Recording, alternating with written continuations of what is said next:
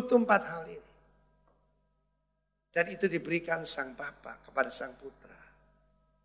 This is my son. Matius pasal 4 berbicara tentang pencobaan di padang belantara. And Jesus win every battle. Setiap pertempuran dimenangkan. Kenapa? Dia mendengarkan Bapaknya. Demikian juga doa ini yang penting apa? Mendengarkan. Ya, saya tadi sekilas lihat. Ada yang betul-betul dari Tuhan, ada yang karangannya sendiri. Ya, pikirannya sendiri. Kelihatan loh. Kita doa itu bukan ngomong, tapi mendengarkan. Karena yang penting itu Bapak yang berbicara.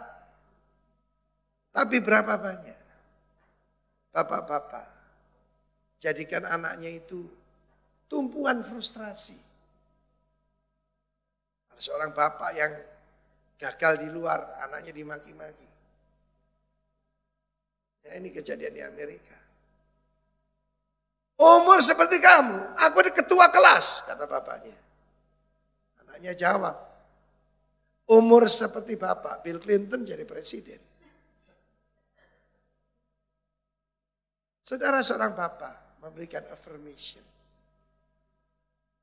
Baru-baru ini ada seorang anak rohani kita. Wah, diserang jemaat. Saudaraku, diserang jemaat begini. Biasa saudaraku, manusia itu rewel. Lalu saya panggil dia. Saya tatap matanya, saya bilang gini. Kamu bisa kok. Kamu tiru saya. You can be a good father. Dia nangis. Dan berkata, terima kasih Bapak. Kata-kata penghiburan. Kata-kata yang menguatkan. Itu yang dibutuhkan saudara. Dalam Matius 17 ayat 5. Juga Bapak itu berkata, this is my beloved son. Bukan cuma this is my son. This is my beloved son. Ada kebanggaan di situ. Ada pujian di situ. Saya punya seorang teman yang lain. Dia anak seorang pengusaha besar. Dan teman saya ini pernah punya night club. Saya tidak usah sebut di kota mana. Dan sebagai pemilik night club, sudah kira-kira apa yang dia lakukan?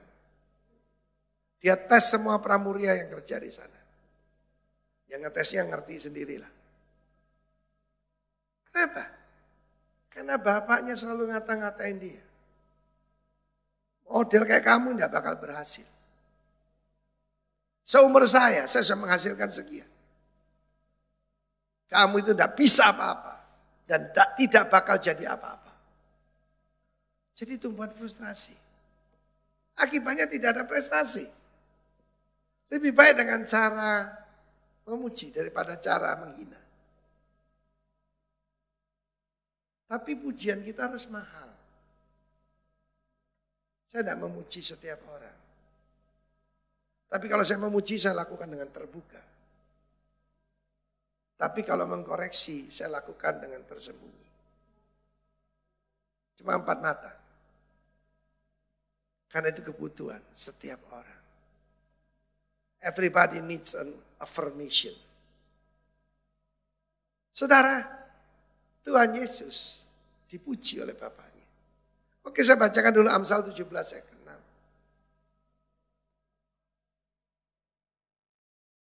6. Kemuliaan seorang laki-laki itu adalah cucunya. The children's children. Tapi kemuliaan seorang anak adalah bapaknya.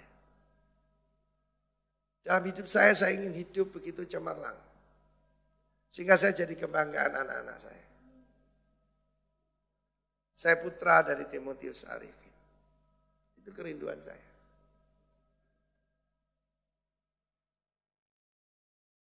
Saudara yang kekasih.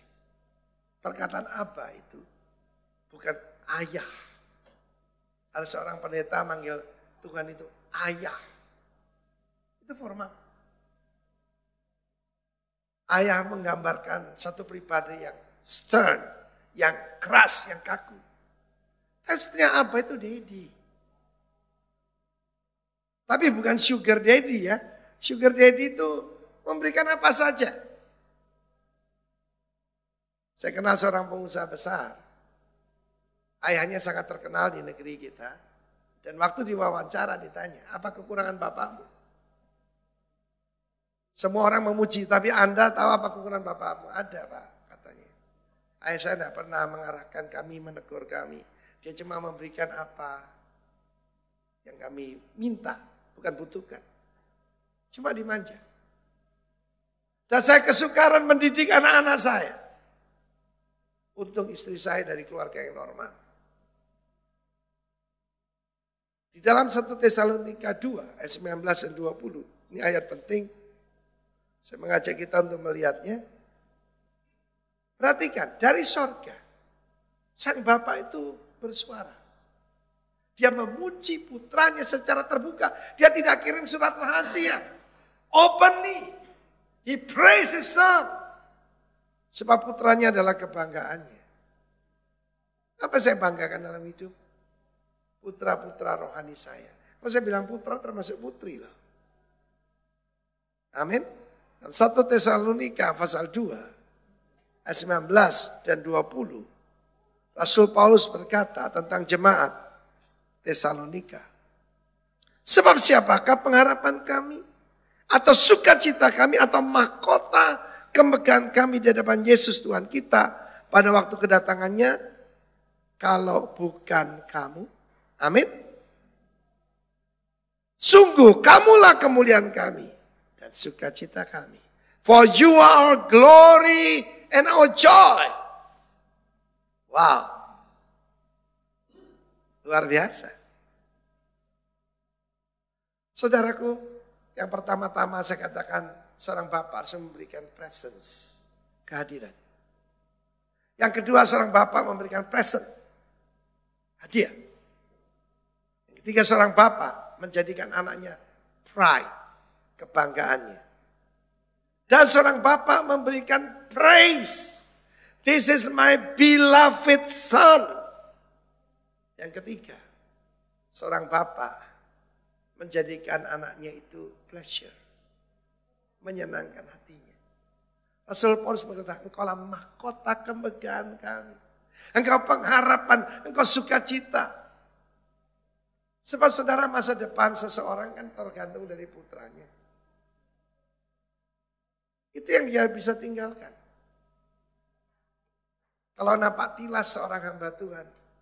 Seperti Ibu Christine, Pak Herman, 3 putranya jadi hamba Tuhan semua. Wonderful. Dr. Stephen. 1 putra, 2 putri, semuanya dokter. Yang satu bahkan spesialis. Itu namanya orang sukses. Amin, saudaraku. Tetapi sang Bapak menunjukkan, in whom I am well pleased. Ingat ya, sang Bapak itu menyenangkan dia. Hari ini hari-hari bahagia buat kami.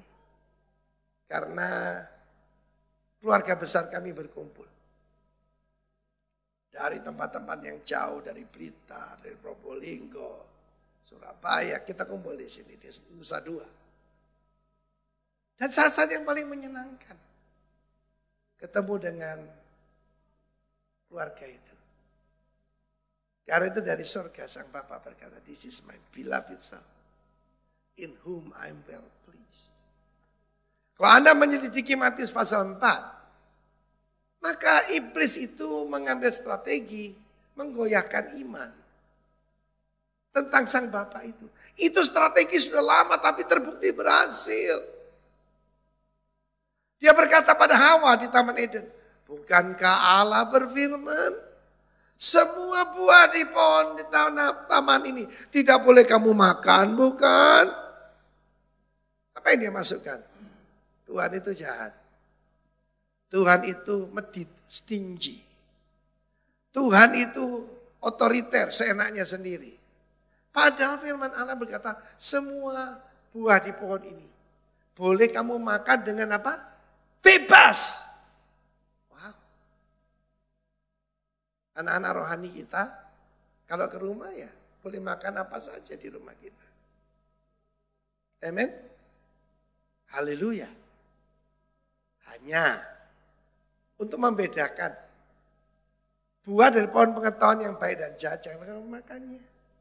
Sebab pada hari kamu makannya kamu akan mati. Seorang yang bapak yang baik berkata, nah ini racun. Saya punya anjing Shih Tzu di rumah. Dan saya melarang tamu-tamu untuk memberikan makanan kepada mereka.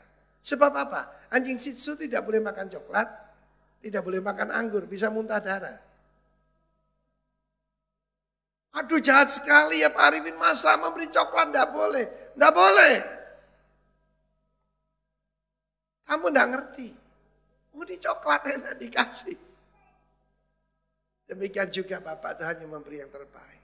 Iblis berkata, jikalau engkau anak Allah, ada satu perkataan paling penting yang diambil, yaitu agapetos, beloved, yang dikasihi. Sebab itulah yang membedakan anak dengan piatu. This is my beloved son. Saya mau cerita tentang hubungan saya dengan ayah kandung saya. Asalnya nggak terlalu mulus. Karena apa? Ayah saya dengan engkong saya, kakek saya,